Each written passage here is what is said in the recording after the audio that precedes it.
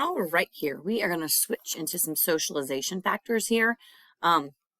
We talked about in U.S. government that the number one predictor of opinion or the strongest political socialization factor is family. In Nigeria, this is also true because of their culture. I do want to point out, right, that there are very, very strong kinship ties. We actually see this quite a bit more in the northern regions of Nigeria than the southern regions. And in part, it's because their structure of government due to federalism is a little bit different, right? You do see a stronger patron-client network there, but family or familial ties are a little bit wider in northern Nigeria than they are in southern Nigeria. And that's because as of part of the Sharia law there, polygamy is legal and a man is allowed to have up to 4 wives, then making like that whole entire family much, much larger. All right. When we look at mass media as a tool, right, when we look at an authoritarian regime, the regime is using it to control the people, and citizens do not have free and open access to information. We don't really see that in Nigeria, right? I will tell you that print media is 100% free, 100% independent, but there is limited access just based on financial resources or literally the availability of the papers. I think that they have like 24 papers for every 1,000 people. In the United States, it's like 190 printed papers for every 1,000 people, to give you an idea. You obviously don't need to know those numbers, okay? Whereas independent media, like print media, is independent and free. I do notice my slide does not say print media, but it is print media. It's 100% independent and free. They can criticize the government, but they're not allowed to defame or like tell lies or personally attack their government officials. On the flip side of that, broadcast media, so television and radio, is state controlled and state owned, and radio is the primary means of information. However, it is also important to note that citizens have full and open access to satellite radio or satellite television. So information from the outside world is not banned from getting into Nigeria. They do, in fact, have access to it. And it's not that Nigeria is, right, using its media to control its people in the way we would think of as an authoritarian regime. I'll talk a little bit more about that with the bottom bullet. I think it's important to talk about school, right? The Nigerian government is 100% aware that they have this national identity crisis. It leads to legitimacy issues, right? They really do lack a sense of unity and connection. And they really try to use the school system as a tool to building this sense of national identity. They actually have like a direct curriculum on the importance of, you know, being Nigerian and seeing yourself as Nigerian, right, despite differences. Another really important thing is the fact that all public education is provided in English, despite the fact that for many Nigerians, English is their second language. They probably learned it at a young age in many places, but school is provided in English. And they do that on purpose, hoping to use a similar language that people speak as a way to connect them together. However, again, we see unequal access when we look at this, and I'll talk about this a little bit later too, I think, in the presentation. Right. Not equal access to education. Boys on average end up attending school about 2 years longer than girls do. Boys are typically spending about 10 to 11 years getting school, which is about what an American one. Girls are spending, again, typically about 2 less than that.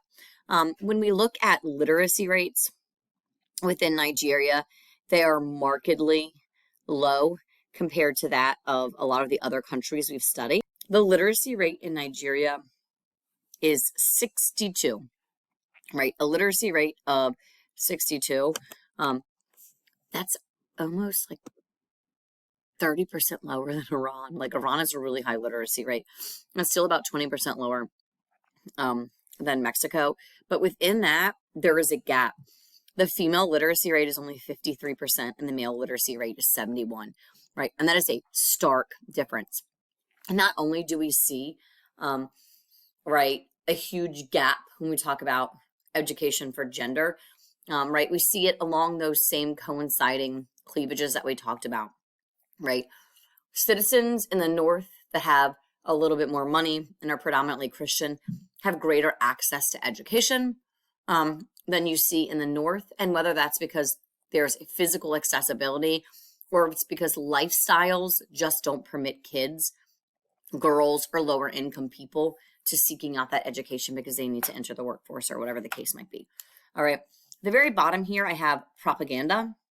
And I said I would come back to this, right? So yes, the government does use its media, right? And it does have big pushes for public campaigns, right? But again, it is using the media to try to build this sense of unity, right? Like to get people to say, I am Nigerian, rather than I'm Hausa or Fulani or Yoruba or Igbo, right? They want people to say, I am Nigerian. And so they talk about the importance of that and for Nigerian citizens to work together for good causes, right? Such as feeding people who need it, right? All kinds of stuff. And it does push like democratic principles, getting involved in your government, getting involved in your society. We do see these things, right? So yes, they're using it, but they are really trying to use it to better the lives and better the system within Nigeria. Okay. Switching gears here now, let's actually talk about participation. I'm going to go through a couple of different things. The first one is voting. Nigerians have voted in direct elections since 1959. When Great Britain was setting up to let go of Nigeria and let them have a free and independent country, they established an electoral system for them, and they have been using that, okay? Right? Through the years, elections have been marked by fraud, right? Nigeria has had military coup after military coup after military coup. Again, right? In this short little time since they became independent, they've had 9 completely different constitutions, right? I'm not talking about they amended the constitution. I mean 9 different constitutions, okay? Right? They have been functioning under the current constitution since 1999. It was last amended in 2011, right? And despite criticisms and questions about fraud, they have now had 6 presidential cycles without a government overthrow, without a coup d'etat, right? Remember the word coup d'etat. It's very important for Nigeria. It is a sudden overthrow of the leaders by a small group. Typically the military, not necessarily, okay? A coup d'etat happens when the institutions aren't strong enough to matter. So they overthrow the government or the people in office, okay? With that, I'm going to talk a little bit more specifically about different elections, right? We're going to look at the presidential election system in Nigeria. And then we're going to look at the parliamentary, or sorry, not the parliamentary, the congressional or legislative body. So their presidential system is a direct popular vote, right? So despite the fact that they kind of framed their government after an American system, they did not follow the exact American system when establishing how to elect officials, okay? Presidents in Nigeria are limited to 2 terms, right? Each term is 4 years long. In order to win, they have to gain a majority of the vote for the entire country. So that is 50% plus 1. However, that's not it, right? Additionally, Nigerian candidates must get 25% of the vote in at least 2/3 of the Nigerian states.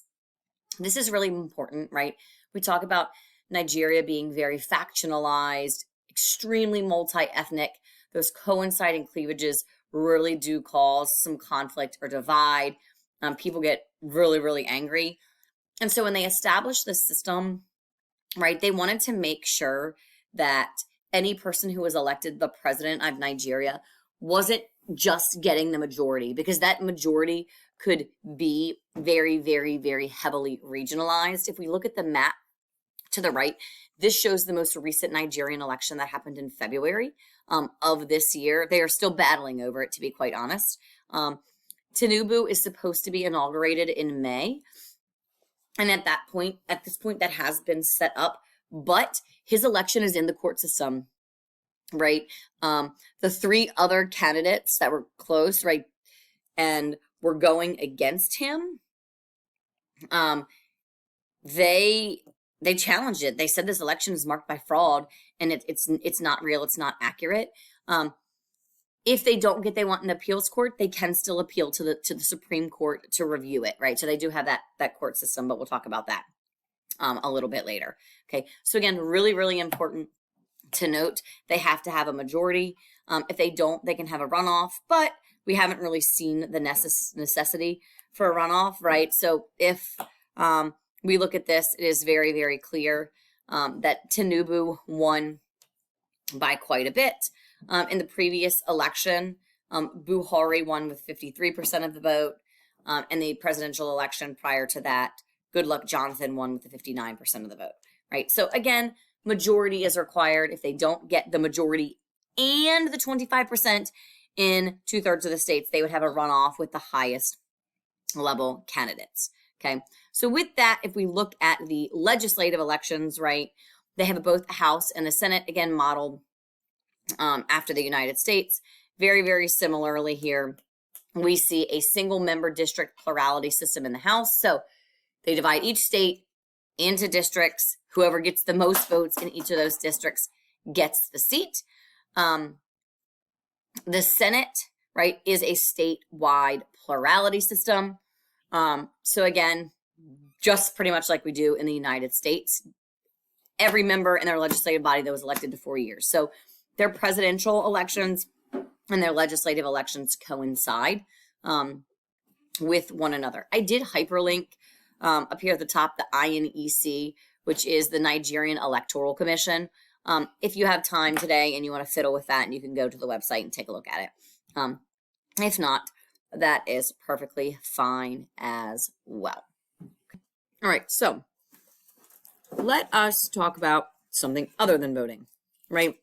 Nigerians are provided, right, the right to protest, and Nigerians do protest. When we talk about the things that they protest, right, one of the biggest things that they protest are things related to the ethnic, religious, and region-based movements, right? We talked about that huge coinciding cleavage in ethnic diversity within Nigeria. Probably one of the biggest ones to occur was called the Biafra Civil War. This took place in the southeastern region of Nigeria, near the Niger Delta, which is where a lot of the oil industries are, right? And it was among the Igbo people. And they really struggled because they feel like, right, all of this destruction to their land, and they are seeing no benefits. We also saw something called MOSAP, which was the movement, right, for the Ogoni people, which also live in that area. They're a smaller ethnic group. But again, right, seeking independence or a voice because they feel like they aren't having what it is that they want.